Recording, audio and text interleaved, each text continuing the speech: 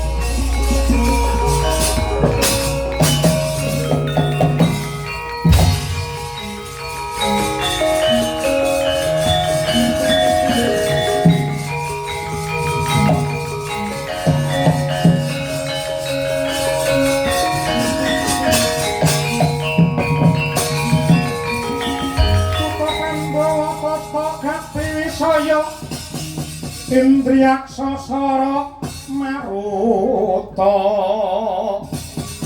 kawana bana margana amirana lan warayang ponco bayu wisikan gulingan limo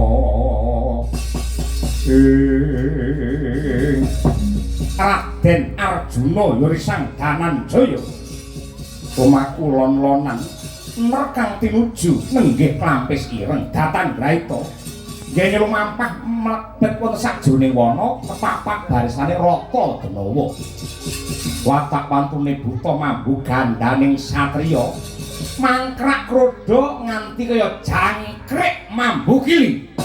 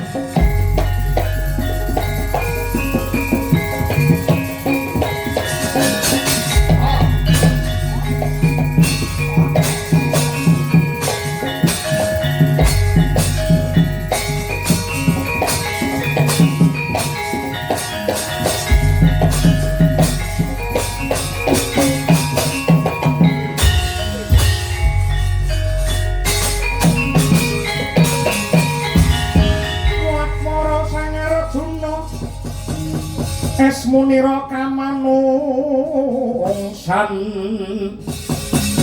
sawanya gendrek memanis liringe dikamantyan kengis sing ujwala pungas sing mulak leng-leng branto Wong tetiyang lolo Mas Patik aja dilagi. Mandek-mandek tak takoni yo liyo nayoko sing ngaku sapa jeneng ngendi ngaku. Buta ngendi dongkolan pracika. Takoni turung bloko njunjung dongkolan pracika sing keparep. Dongko papane yaksa pracika araning buta. Ya, ingkang mbau reksa ning alas kene. Dadi kala sangkirna janji kang dadi aranku balik sapa kuwi Gus? Panengah Pandhawa satriya Madukara Raden Arjuna. Arjuna dasar para nyata. Bakal maku menyang endi? Ngetutke kedheping netra jangkaing suku krenteking ati. Ora kena wacut alas kene tak pingin. Ora ana gawar kentengane mongko dadi pepalang. Ndas buta pating gerbobok menawa tandha. Lamun ora sumingkir nganti nrimpet padha tigas nganggo curiga. Apa kabar apa? Mangka anggrasa sasumbar Brinda katara bumi konjing pakai cara kaya manak beranjangan kopat kapita kaya buntute ula tapangin rangsang kemudok brodol sungkus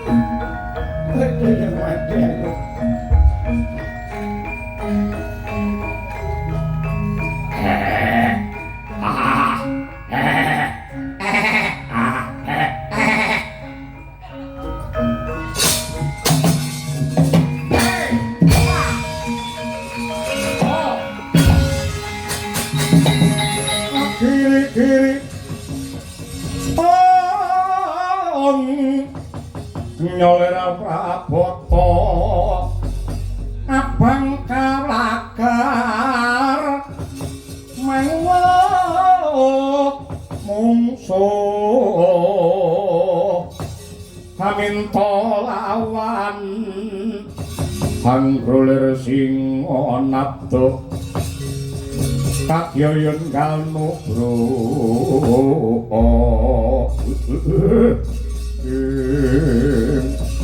ngerti getis tetes ruangku wis dadi layatan raja satriya ngibarate wong kethok-kethok pringaja kok pilih sing lempeng sing bengkong akeh socane terjane ado balang bedama cedak saut kiri kaki serampat hilang nyawamu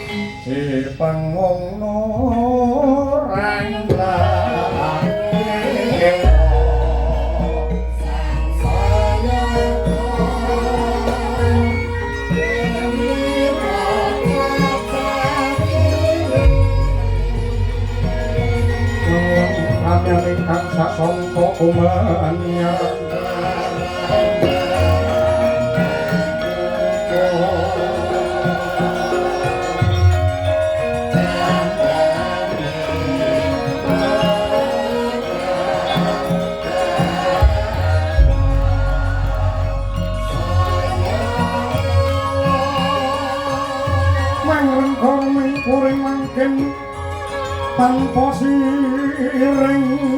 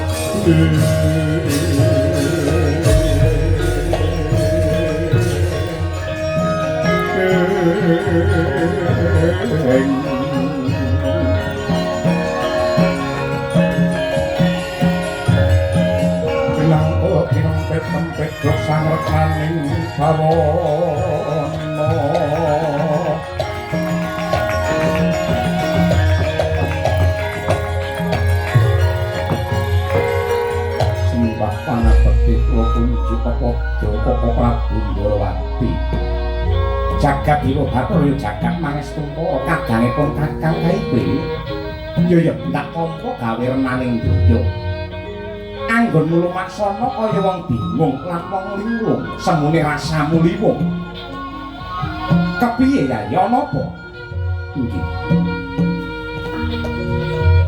Racanipun Kakang Badranaya prasasat Pandhawa kecalan saka guru ingkang santosa para warga ngamarta kadi kelangan kiblat menawi lumampah boten wonten ingkang hanuntun hanjok dumateng kautaman Koko Prabu menapa menika karana jagat ing sampun sepuh donya ing prasasat meh runtuh dene kahananipun malah saya peteng dedet kados mekaten Koko Prabu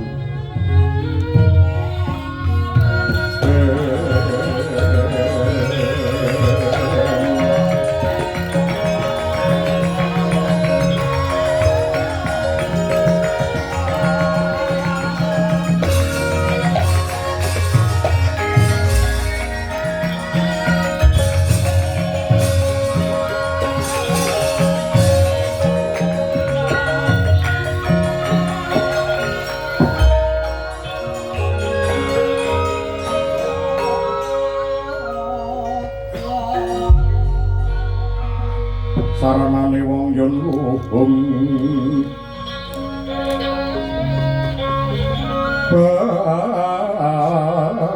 batah lopo kurang kuling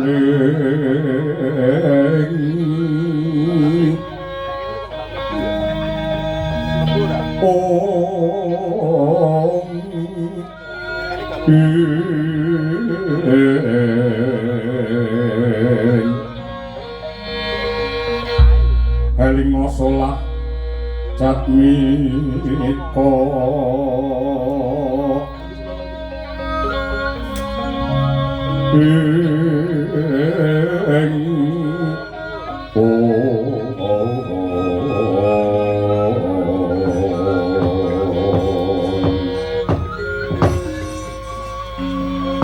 kadangipun Kakang Yayi Arjuna wonten dawuh Koko Prabu Purhanana ya Dimas yektine lakune jaman kuwi tanpa beda kaya lakune wektu sajroning sedina sewengi wiwit saka esuk awan sore nganti ratri maknanipun kados pundi ing wanci esuk kuwi sinebut jaman emas ing jaman emas kuwi anane mung kautaman kebecikan lan hambek suci menungso mung manembah lan ngibadah sarta ngagungake rasa asih marang pangeran welas karo pepadane makhluk sarta tresna karo alam saisine Mula ingkang kababar anane mung tentrem rahayu merga jagat iki isih suci durung kalepetan dening dosane manungsa.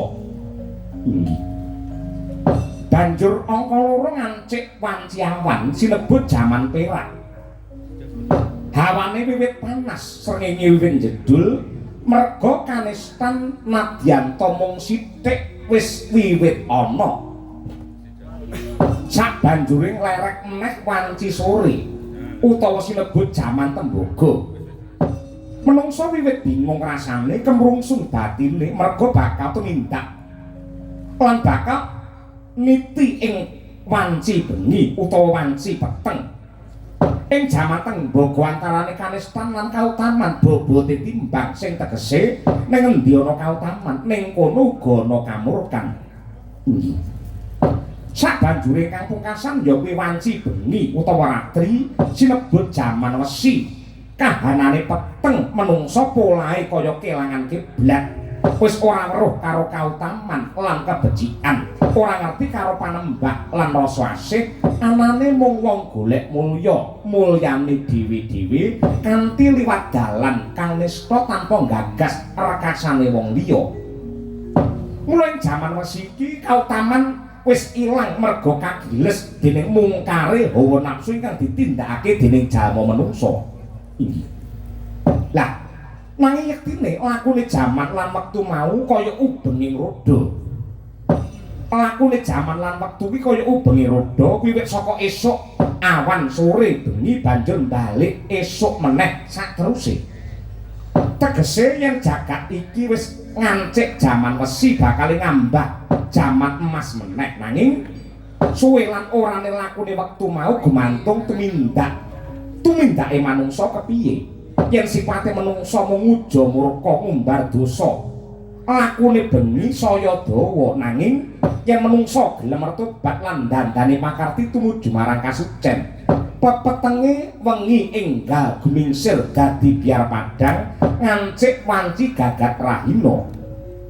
Mula yai yen kahanane saya peteng dedet lelimengan mesti padange enggal teka lamun to menungsa yektine gelem nyedak lawan panembah lan ibadah bakal weruh jedule srengenge kang dadi pepadang padange urip lan ngrasakake segere hawa ing wanci esuk Dimas Arjuna.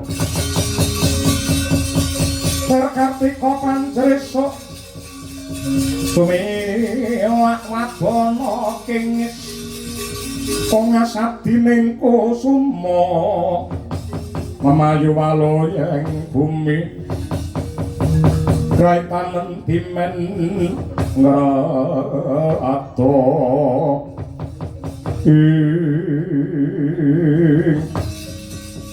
ngaturaken panuwuning tanpa upami Koko Prabu.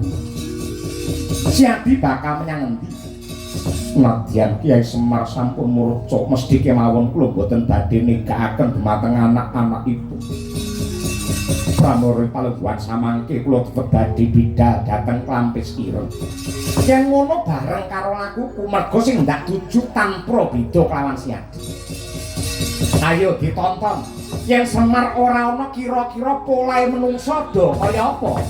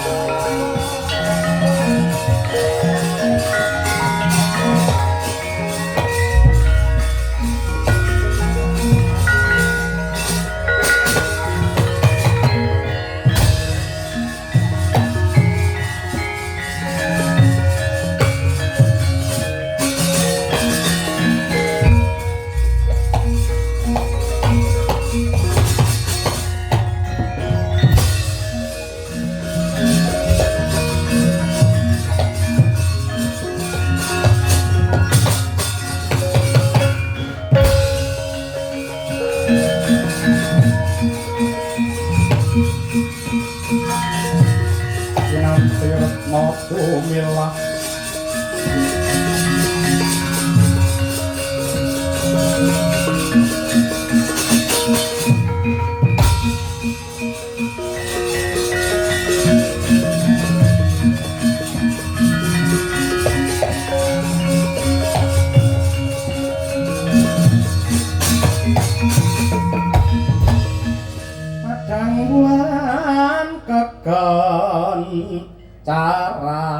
caran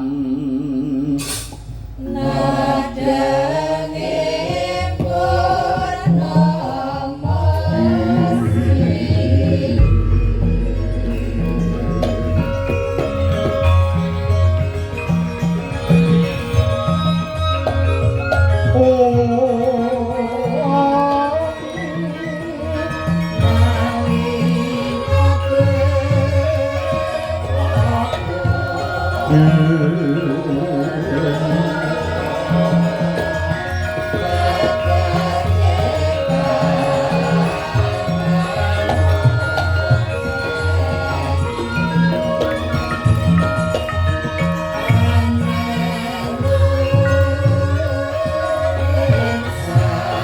Suko kemarang soreng pangutane arum-arum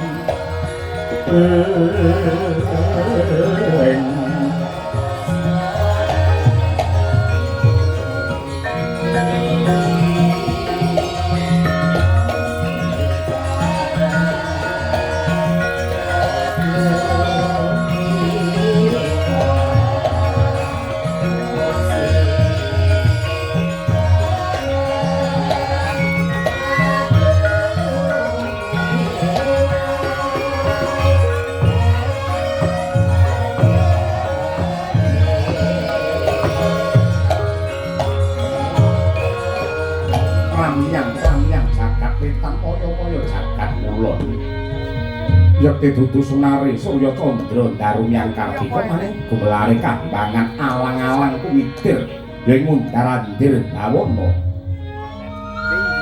ana wujudan putran Denta putra tegese cilik Denta Gading nadyan cilik gedhe pangaribawane nenggih menika ta ingkang awisik Sang Hyang Padawenang ing nalika ing mangke anampi sowanipun ingkang mayah nenggih lurah ing Karangkadempel Kyai Semar Badranaya ya Ismaya mangkono kawijil kang pangandika alus ruruh ririh hangarah-arah kebak ing reh kawidawan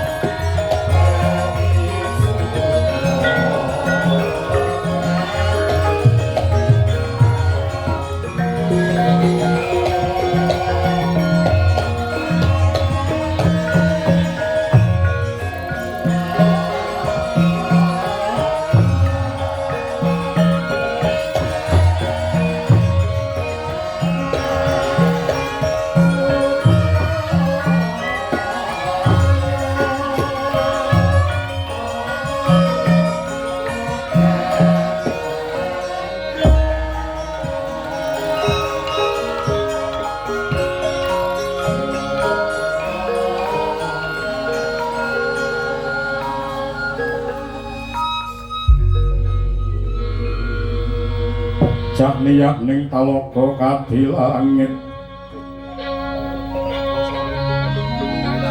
mambang tang pasulan upamaneka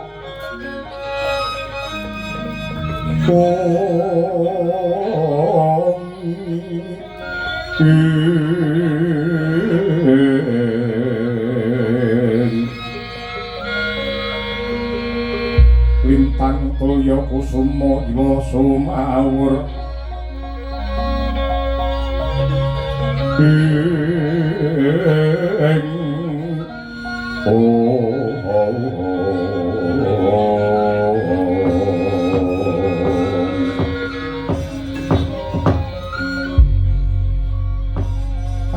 Para Sidam Sekaring Bawana langgeng putu kunggir Ismaya diprayogakne anggonmu sowan. Megegek ugak-ugak sabunita melai. Inggih Eyangku Kulon. Awit saking pangestumu kula mboten kirang sawiji menapa. Sembah pangabekti kula marang tuwa-tuwa kunjuk Kulon.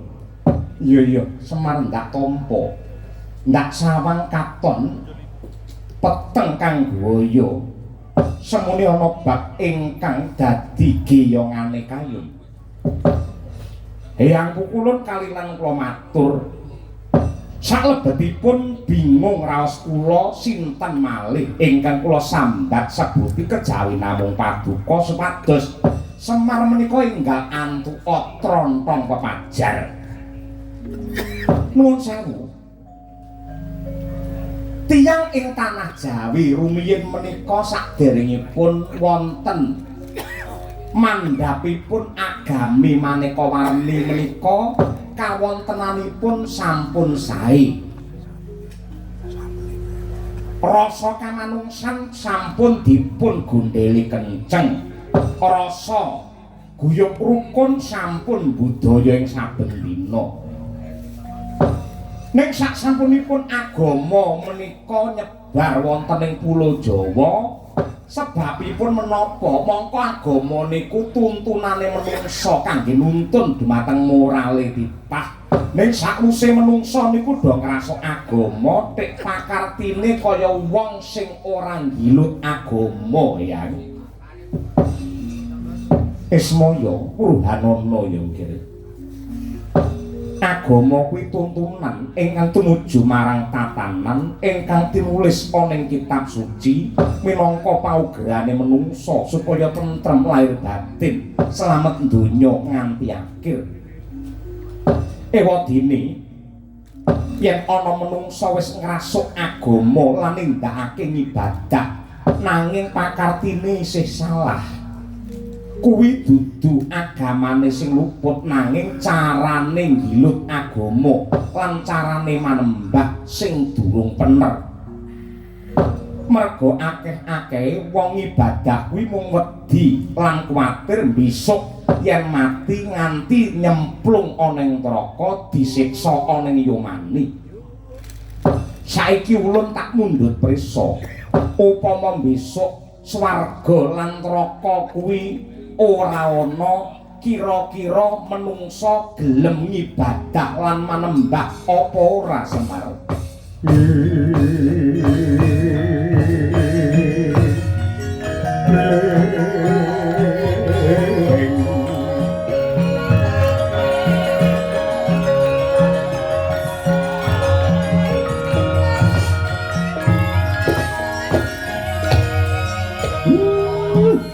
Kula mboten saged caos wangsulan Eyangku Kulon. Kula namung nyadong dawuh paduka kemawon kados pundi lereking pangandika paduka. Ismaya yen ngibadahi menungsa mung merga milik swarga tegese pangeran kuwi mung dadi lantaran upamane wong mlaku Gusti iki mung dadi wek. Tujuane ibadah ora marang Gusti ning ngibadahi mung pengin swarga. Semar mongko sejatine wong sembahyang kuwi wujud katresnan lan tandha matur nuwune makhluk marang pangeran sing nyatane wis paring kanikmatan sing semono agunge. Banjur tandha-tandhane menungsa sing wis bener lan bener ngibadahi kuwi ora mung nindakake perintah lan ngedohi cegahe pangeran nanging uripe sakputuhe mung direngga rasa asih tresna marang apa wae lan sapa wae klebu tansah tresna marang alam sakisine. Mula nadyanto akeh wong sing tumindak apik lan becik, akeh wong sing padha ngibadah ning ibadahe kuwi tujuane kanggo apa? Ana uga wong tumindak becik ki merga pancen kepepet bisane ya kaya ngono ana uga sing tumindak becik merga pancen wedi ana uga wong tumindak becik merga pancen sing bisa ditindakake ya mung kuwi wae ning sing luhur dhewe tumindak becik tanpa dipeksa lan rasa wedi karo sapa wae lambarane mung gedene rasa tresna.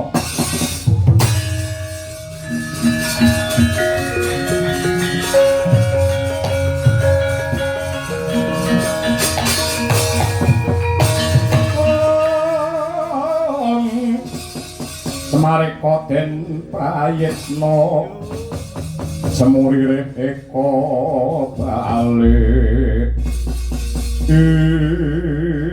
aduh ulun dadi lumampah wanci pangklong kepapak obor sewu nembe menika kula mangertos bilih jati-jatining urip menika sanget werit.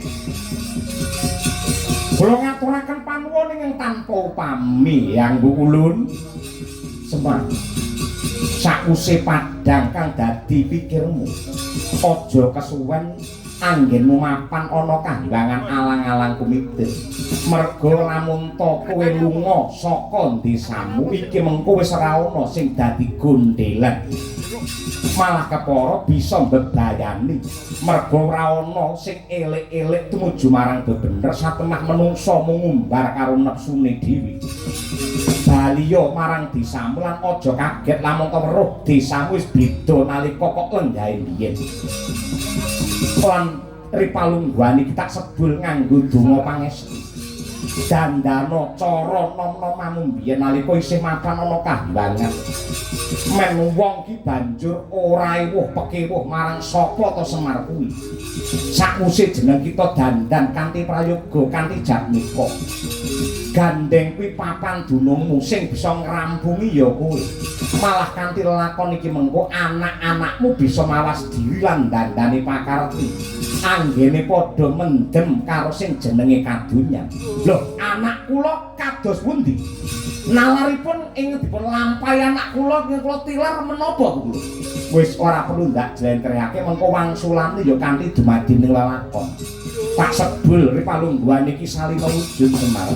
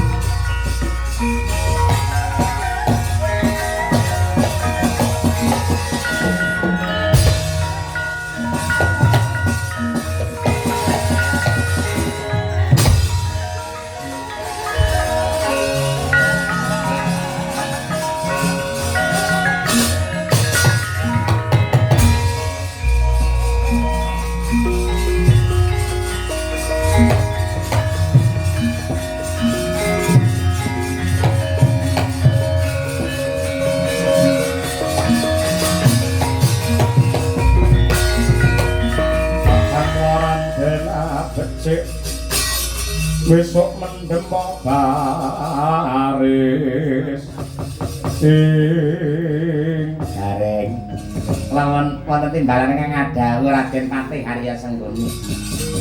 Kowe weruh dhewe to. Adimu sakloron kae ora kena disepelekake, Kurawa padha mundur. Sing bisa ngrampungi adi-adimu ya mung kowe dhewe. yen kowe bisa nekuk adimu Petruk lawan Bagong tan wurunga gampang pitungi supaya enggal Klampis ireng iki dadi hak wewenange wong Ngastina banjur kowe nampa dhuwit jumbuh kelawan prajanjen samangke adepono dhewe kae adi-adimu wah ora kena genahe becik kanthi bekal Bagong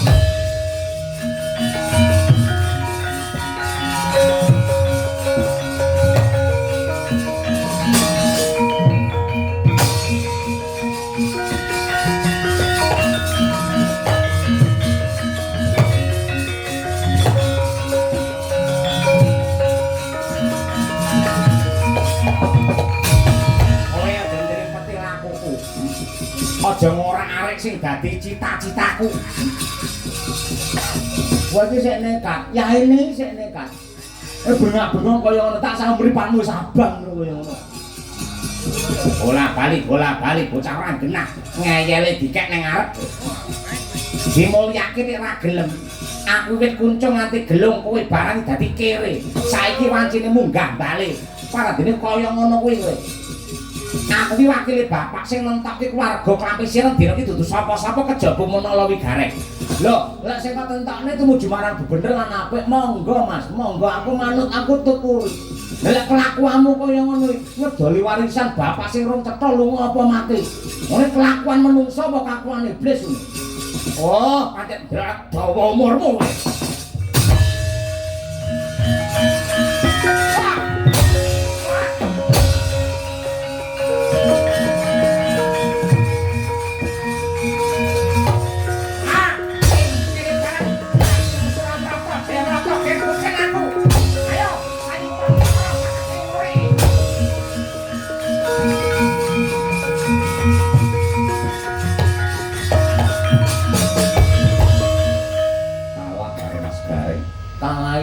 Ora mentolo karo wong ngono.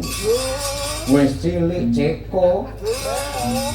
Mripate kira sikile gejek kaya ngono kuwi. Lah kek tak antem pisane genah semaput no garenge. Ora mentolo, Tru. Lah terus piye? Pokoke piye carane aja nganti Kurawa kuwi banjur darah rayah Klampis Ireng.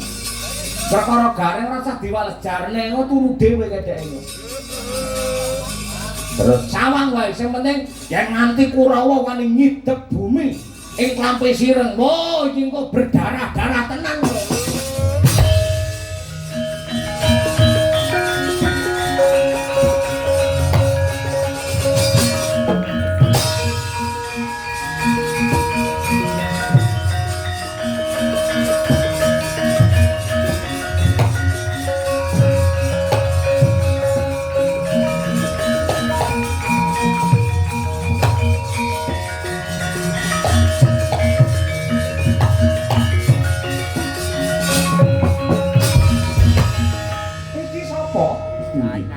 Dipun tepangaken kula lari kliyang kabur kangenan kandhang langit kemul migu nami kula pun Bambang Asih Prana.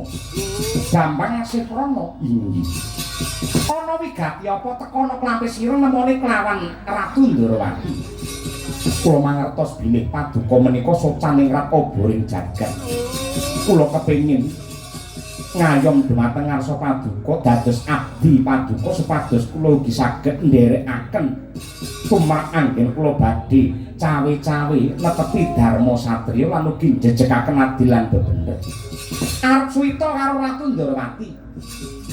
Ngono inggih. Yen pancen kaya mengkono jer Basuki mawa biya. Kae para sata kruwa teka ana Klampis Ireng ae. Nadyan kae ora jarah rayah entek-entekane golek limpe. Kowe iso ngundurake para Kurawa kae gedhe ganjaranmu. Ganjaranipun menapa? Kowe tak wenehi desa Klampis Ireng sak randane Semar sing jenenge Kanastren. Kula mboten milik kalian menika. Nadyan ra milik engko calone ya darbekmu kuwi.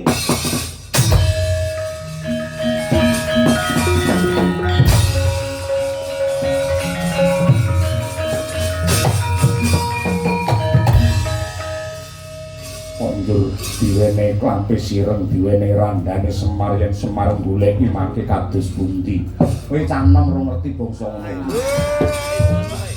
Sing ngerti sing lawas-lawas ngene. Wong masem kaya kowe ora ngerti.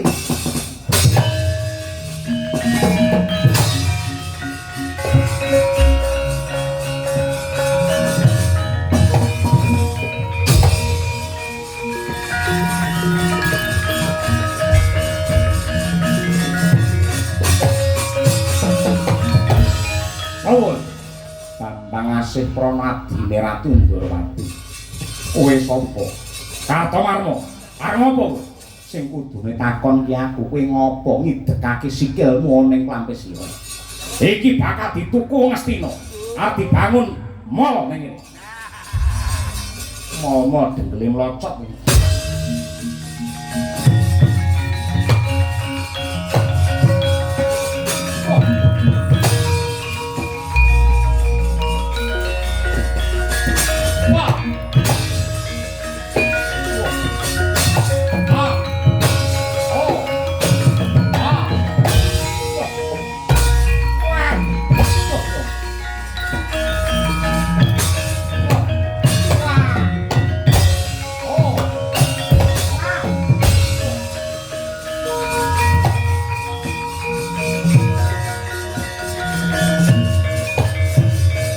Tumbak.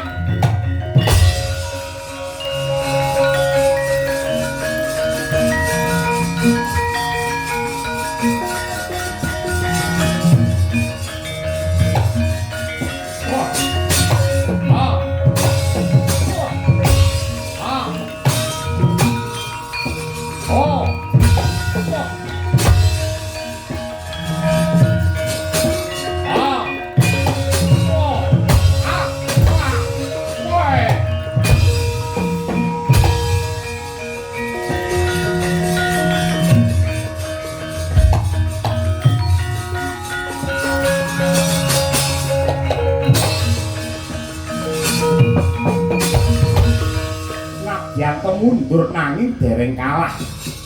Yekti kemayan ngamijil saking anggane nenggih Bambang Asih Prana. Kaya lesus lir pinusus kabuncang para kura bali marang negarane.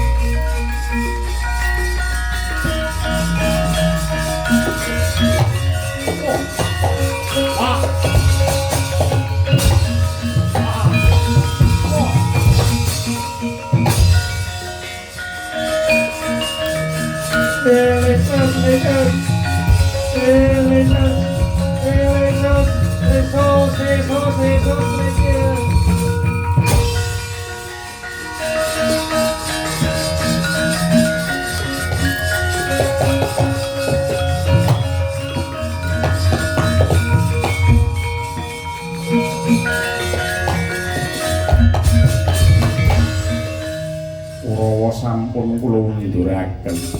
Matur nuwun. Menapa malih ingkang kedah kula tindakaken. Nah, atas yang ini nek ana wong sora galuh kowe. Pengin kok dikongkon nang ngono wae. Mumpung badan kula sehat.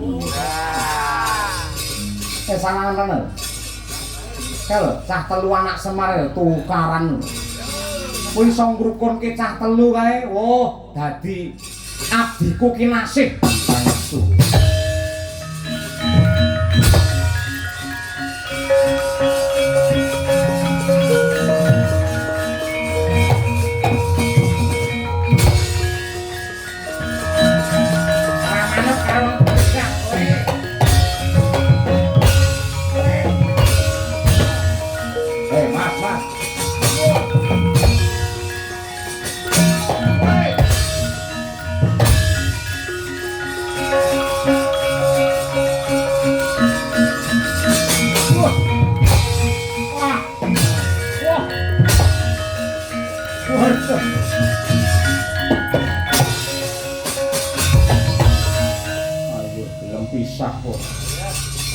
Pisah ora.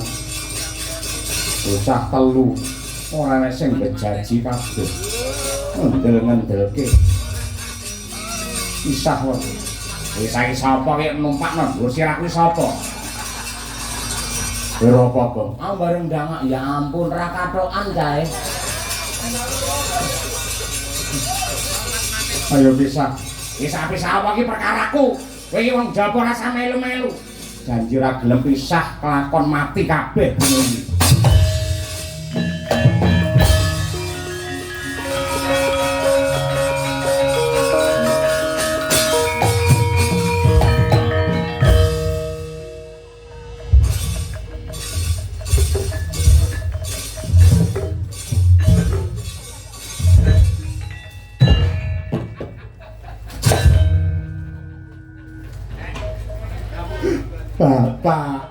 Bapak mandekana lho mayat hidup ndasmu yo ora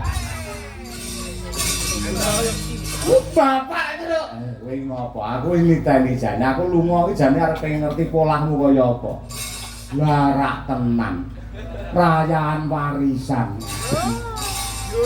lareng ae Bapak Sido kok dene ngestina. Nek kowe yo ngerti, lah aku sewengi ndelok lho ki Pak. Ya Pak aku diseneni kaya ngene kelakuane kongkling kaya ngono kuwi. Aku jane batinku iki mesti kowe bapak yo ora sida ora mati. Wong iki wong Jawanta. Lambene jareng iso ngapi layah kaya desa mor didol nang ngene Kurawa. Arep kok dol pira? Omahku arep kok dol pira? Kata 3 triliun Bapak. Lah semono iki jane aku ya setuju lek semono. Iki yo ngono ora malah melu-melu. Nah, Bapak sudah pulang ya. Nah, desaku Cepok Rejo lagi arep mbangun desa. Ndorowati ki ratune kae ya gawanen rono. Piye carane kabeh ndonga supaya Cepok Rejo iso dibangun. Mergo bengi iki lakone bangun. Semar. Endi? Anu Bagong bangun desa kok. Bagong bangun desa. Ngen mundi, Tru? Pecuk ilang. Kowe endi, Reng? Angolah-alih ra cetha alamatku. Apa nek wilayah Kungkling Rejo. Kungkling. Sinuwun nggoni wong cilik nangis kali jenengan teng Cepok Rejo, Pak.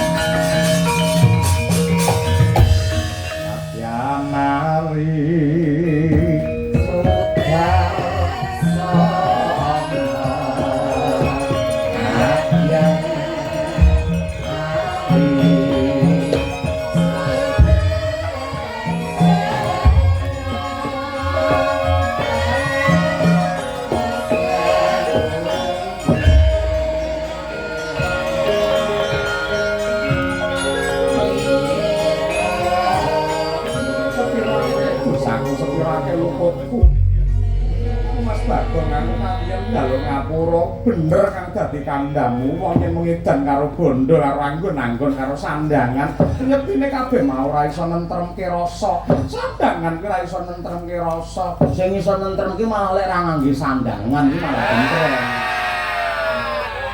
Randi malah lagi mulai kan anu ngene lho ya Iki ngopo to? Aku tukaran katiyeng njaluk apa mas-mas lah aku ora duwe apa-apa. Mau jare sing jenenge diam itu adalah emas. Mula dhewe njaluk emas aku ya diam ngono kuwi. Wis rukun moro. Ulama gembrayah ngono iso geger ora. Ya, iki piye? Aku njaluk ngapura Mas Bagong. Ya, padha-padha wis sepira gedine nakanku aku ya njaluk ngapura. Luputku, sorry Pak, sorry sepira gedine luputku njaluk ngapura. Kowe kudu bangun nikah ya. Wis tau tukarane apike bangun nikah. Kaya wong Tulungagung lho, bangun nikah nanggap wayang. Kuwi apik kaya ngono kuwi. Dadi loro-loro gawe mbangun desa karo mbangun nikah. Ngono. Oke, siap, matur nuwun. Nduk, mburi kene, Nduk. Iya, Mas Bagong. Pak, dawuh apa ngono lho, siyaine ndang ngomong apa ta apa ngono lho. Sinuwun Prabu Ndarawati. Iya. Ndarajuna. Iya, Kakang. Nah, matur nuwun sing jenenge wong desa niku tentrem rasane marem batine yen para penggedhene gelem medhun ngeten iki. Nah, mangpirsane nika wong ing Cepot Reja sami nunggal tekad, nunggal niat, nunggal kiblat golong geleng gilik ciptanipun anggene kepengin dandani desa. Bangun desa niku mboten namung secara lahir kemawon, ora mung dalane sing apik, papan panembahe sing becik, mboten namung niku. Ning piye carane iso gawe ati sing melu suci. Mergo ngeten, laku sing abo dhewe, laku prihatin sing abo dhewe niku jebul mboten kok tiyang poso, tiyang rawat, tiyang sesirih lan sanes-sanesipun. Ning laku sing dhuwur dhewe derajate niku lamun to duwe ati sing apik,